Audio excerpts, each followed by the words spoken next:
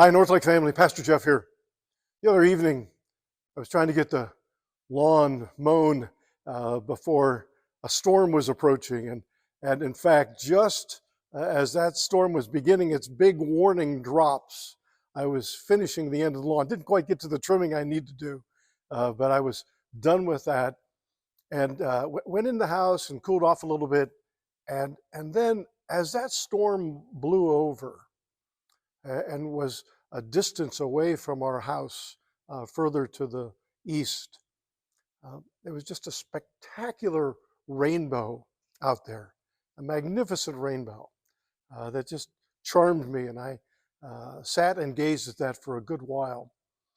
And I was just so appreciative of that. It made me think again of a photograph I shared with you several weeks ago during a message. As we started this series, The Land of the Living, I encourage you to make Psalm 27, verse 13, maybe one of your memory psalms, something you've got in your pocket, your repertoire.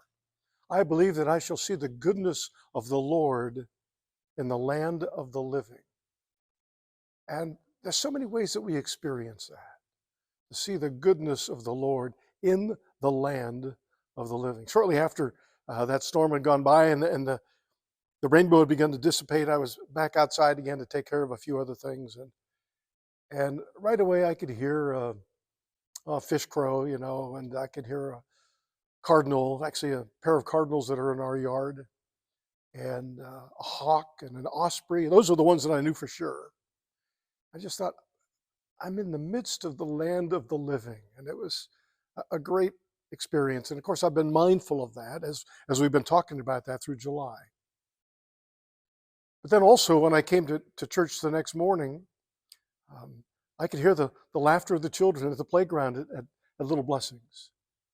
And just as I was about to pull into my parking spot, I watched an elderly couple from the next door senior care facility. And she was in a wheelchair, and he was pushing her. I don't think his steps were more than 4 or 5 inches at a time, probably half the length of his foot.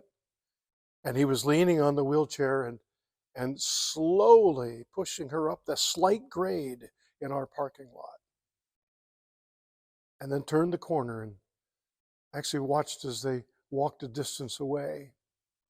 And I was thinking, at all ages and stages of life, we are blessed.